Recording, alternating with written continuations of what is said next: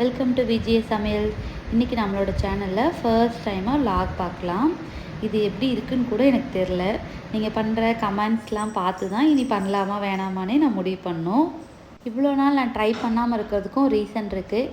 எல்லாருமே என்னோடய வாய்ஸ் சரியில்லை, பிடிக்கல, காமெடியாக இருக்குது இப்படிலாம் சொல்லுவாங்க. அதனால் நான் இவ்வளோ நாளாக ட்ரை பண்ணல. பட் இப்போது எவன் என்ன சொன்னால் நமக்கு என்ன அப்படின்ற மாதிரி ஒரு மைண்ட் செட் ஆயிடுச்சு. அதனால் நானும் ட்ரை பண்ண போகிறேன். உங்களுக்கு பிடிச்சிருந்துச்சுன்னா சப்போர்ட் பண்ணுங்கள். மார்னிங் பார்த்திங்கன்னா எழுந்திரிக்கவே முடியல, செம்ம குளிர். கார்த்திகை மாதம்ல அப்புறம் சொல்லவே வேணாம். பார்த்தா டைம் வேறு 6 ஆகிடுச்சு. சரி ஆரிக்கு சுடு தண்ணி ரெடி பண்ணிடலான்னு ஃபஸ்ட்டு அதை காய வச்சுட்டேன்.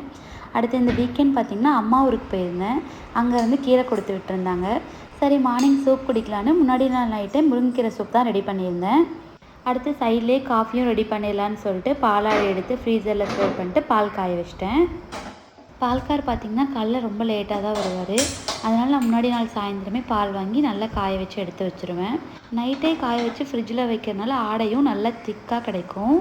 சூப்புக்கு பார்த்திங்கன்னா 2 கைப்பிடி அளவுக்கு முருங்கைக்கீரையை தண்ணியில் நல்லா கழுவி சேர்த்துட்டு கூடவே அரை தக்காளி, 3 சின்ன வெங்காயம், அப்புறமா ஒரு பல்லு பூண்டு இடித்து சேர்த்துக்கணும். கூடவே 1 டீஸ்பூன் சீரகம், அரை ஸ்பூன் மிளகு, 1 டேபிள் ஸ்பூன் வர கொத்தமல்லி, 2 சிட்டிகை மஞ்சத்தூள், தேவையான உப்பு, தண்ணி இது எல்லாத்தையும் சேர்த்துட்டு 10 நிமிஷம் நல்லா கொதித்ததுக்கப்புறமா ஸ்டவ் ஆஃப் பண்ணிடணும். மார்னிங் எழுந்ததுக்கப்புறமா ஹீட் பண்ணி குடிச்சிக்கலாம். ஆரிக்கு பார்த்திங்கன்னா தோசையை கம்பேர் பண்ணும்போது இட்லி தான் ரொம்ப பிடிக்கும். அதனால் முன்னாடி நாள் நைட்டே மாவு அரைச்சி எடுத்து வச்சிட்டேன். மாவுக்கு பார்த்திங்கன்னா 2 கப் குதிரைவாளி அரிசி, 2 கப் சாதா ரைஸ், 1 கப்பு அவல், 1 கப்பு உளுந்து, 1 டீஸ்பூன் வெந்தயம் சேர்த்து அரைச்சி எடுத்துக்கிட்டேன். இந்த மழைக்கு அப்படியே லஞ்சுக்கு மசாலா எக் சாப்பிட்டா ரொம்ப சூப்பராக இருக்கும். அதனால் ஆரிக்கு லஞ்ச் பாக்ஸ் கொடுத்து வரதுக்காக ஒரு 3 எக் பாயில் பண்ணிக்கலாம். இங்கே 2 டேஸாக பார்த்திங்கன்னா மழை பெஞ்சிட்டே இருக்குது விடாமல். அதனால் க்ளவுடியாக ஒரு மாதிரி சாரல் மழையோடையே இருக்குது. நம்ம மார்னிங் என்ன தான் சூப் குடித்தாலும் காஃபி குடிக்கிற ஃபீல் வரவே வராது. அதுவும் அந்த நுரையோட காஃபி குடித்தாதான் அடுத்த வேலையே ஸ்டார்ட் ஆகும் நமக்கு. மாமாவுக்கும் எனக்கும் பார்த்திங்கன்னா காஃபி போட்டேன். ஆரியனுக்கு பனங்கற்கண்டு சேர்த்து பாலாற்றி வச்சுருக்கேன். இன்றைக்கி எழுந்ததே பார்த்திங்கன்னா ரொம்ப லேட்டு. இதில் நான் வீடியோ எடுக்கிறேன்னு வேறு எக்ஸ்ட்ராவாக லேட் பண்ணிட்டேன். சரி ஆரிக்கு என்ன லஞ்சுக்கு பண்ணி கொடுத்துறது ரொம்ப நேரமாக யோசிச்சுட்டே இருந்தேன். ராகி சேமியா பண்ணி ரொம்ப நாள் ஆச்சு.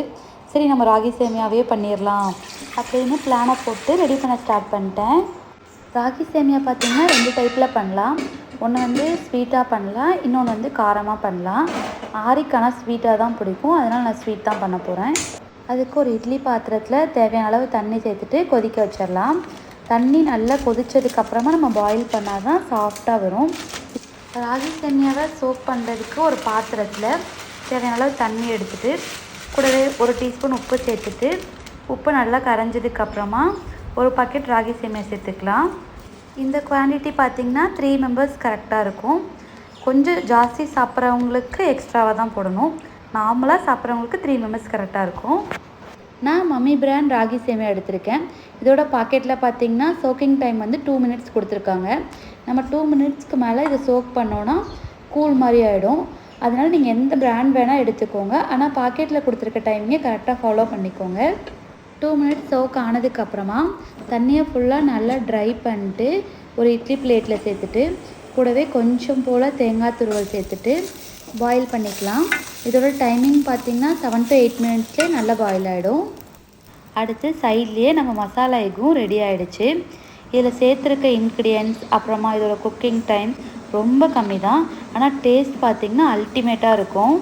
எங்கள் வீட்டில் இருக்க எல்லாருக்குமே ரொம்ப ஃபேவரட்டான ரெசிபி. இதோட டீட்டெயில்டு ரெசிபி வேணும்னா நம்மளோட சேனலில் இருக்குது, செக் பண்ணி பாருங்கள். அடுத்து பிரேக்ஃபாஸ்ட்டுக்கு பார்த்திங்கன்னா இட்லியும் பூண்டு சட்னியும் பண்ணிடலாம். ஃபஸ்ட்டு பூண்டு சட்னிக்கு தேவையானதெல்லாம் ரெடி பண்ணிடலாம். 4 தக்காளியை நல்லா கழுவிட்டு 4ஆக கட் பண்ணி எடுத்துக்கலாம். ஒரு முழு பூண்டை தோலை உரிச்சிட்டு எடுத்துக்கலாம். இது அப்ராக்சிமேட்டாக பார்த்திங்கன்னா ஒரு 10 பல் இருக்கும். நம்ம கட் பண்ணி வச்சுருக்க தக்காளி, உரித்து வச்சுருக்க பூண்டெல்லாம் ஒரு மிக்ஸி ஜாரில் சேர்த்துட்டு கூடவே 1 டீஸ்பூன் உப்பு, 5 வரமிளகாய் சேர்த்து நைஸாக அரைச்சி எடுத்துக்கலாம். இந்த சட்னி பார்த்திங்கன்னா ரொம்ப ஈஸியாக பண்ணிடலாம். டேஸ்ட்டும் ரொம்ப சூப்பராக இருக்கும். இந்த கன்சிஸ்டன்சியில் இருக்க மாதிரி பார்த்து அரைச்சி எடுத்துக்கோங்க. நான் எப்போவுமே பிரேக்ஃபாஸ்ட் ஸ்டார்ட் பண்ணுறதுக்கு முன்னாடியே லஞ்ச் ப்ரிப்பேர் பண்ணி ஆற வச்சுருவேன். நம்ம ஆறுனதுக்கப்புறமா லஞ்ச் பேக் பண்ணால் தான் மதியானம் டேஸ்ட் ரொம்ப நல்லாயிருக்கும். இதுவே நம்ம சூடாக பேக் பண்ணிட்டோன்னா அது வேர்த்து அப்படியே டேஸ்ட்டே மாறிடும். குழந்தைங்களால சாப்பிட முடியாது. அதனால் எப்போவுமே ஆற வச்சு பேக் பண்ணிக்கோங்க.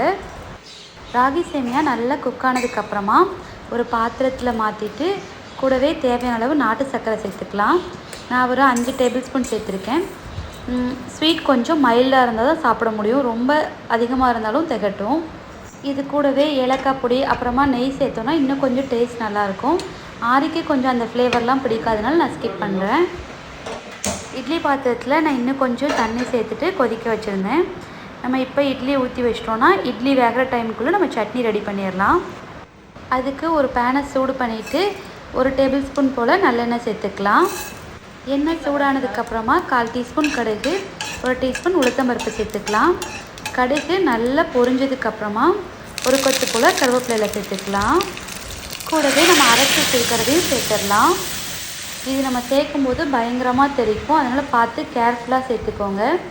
கூடவே நம்ம கொஞ்சம் போல் தண்ணி சேர்த்து கொதிக்க வச்சுக்கலாம். அப்போ தான் இதோட பச்சை ஸ்மெல்லாம் போய் டேஸ்ட் நல்லாயிருக்கும். இந்த சட்னி பார்த்திங்கன்னா இட்லிக்கு மட்டும் இல்லாமல் தோசை, பணியாரம் அப்புறமா சப்பாத்திக்குமே ரொம்ப நல்லாயிருக்கும். இந்த சட்னியை நம்ம 1 வீக் வரைக்குமே ஃப்ரிட்ஜில் ஸ்டோர் பண்ணி யூஸ் பண்ணிக்கலாம். ஃபைனலாக சட்னி இறக்கும்போது கொஞ்சமாக நல்லெண்ணெய் சேர்த்துட்டு சர்வ் பண்ணோன்னா டேஸ்ட் ரொம்ப நல்லாயிருக்கும். இப்போ பூண்டு சட்னியும் ரெடி ஆயிடுச்சு. இட்லியும் நல்லா வெந்துருச்சு. டைம் பார்த்திங்கன்னா 7:30 ஆகிடுச்சு. ஒரு வழியாக நம்ம vlog எடுத்தாச்சுன்னு நினைக்கிறேன். ஆரியை சீக்கிரமாக ரெடி பண்ணிவிட்டு ஸ்கூல் கிளப்பணும். அவன் சூப்பு பால்லாம் குடிச்சிட்டு விளையாடிட்டு இருக்கான். பஸ் பார்த்திங்கன்னா 8:30க்கெலாம் வந்துடும். அதுக்குள்ளே சீக்கிரமாக கிளப்பி சாப்பிட வேற வைக்கணும். பிரேக்ஃபாஸ்ட் ரெடியாக இருக்குது. அடுத்து நம்ம லஞ்ச் பேக் பண்ணிடலாம். வேன் ஸ்நாக்ஸுக்கு பார்த்திங்கன்னா டேட்ஸும் நட்ஸும் கொடுத்துருந்தேன். மார்னிங் ஸ்நாக்ஸுக்கு பார்த்திங்கன்னா ஆப்பிள்ஸ் கொடுத்துருந்தேன். லஞ்சுக்கு பார்த்திங்கன்னா நம்ம பண்ண ராகி சேமியாவும் மசாலா எக்கும் கொடுத்துருந்தேன். இது எல்லாமே ஆரிக்கு ரொம்ப பிடிச்சிருந்துச்சி. அன்றைக்கி பார்த்திங்கன்னா லஞ்ச் பாக்ஸ் ஃபுல்லாகவே ஃபினிஷ் பண்ணிட்டான். இந்த மாதிரி நான் நிறைய லஞ்ச் பாக்ஸ் ரெசிபிஸ் நம்மளோட சேனலில் அப்லோட் பண்ணியிருக்கேன். உங்களுக்கு வேணும்னா நம்மளோட பேஜ் செக் பண்ணி பாருங்கள். அது மட்டும் இல்லாமல் நான் நிறைய ரெசிபிஸும் அப்லோட் பண்ணியிருக்கேன். உங்களுக்கு பிடிச்சிருந்துச்சின்னா மறக்காமல் நம்மளோட சேனலை சப்ஸ்கிரைப் பண்ணிக்கோங்க. ஏதாவது ரெசிபிஸ் வேணும்னாலும் நீங்கள் கீழே கமெண்ட்ஸில் சொல்லுங்கள். என்னால் எவ்வளோ சீக்கிரம் முடியுமோ நான் அவ்வளோ சீக்கிரம் அப்லோட் பண்ணுறேன். இன்றைக்கி மாமா இருந்தனால மாமாவே ஆரியை ஸ்கூலில் ட்ராப் பண்ணிட்டாங்க.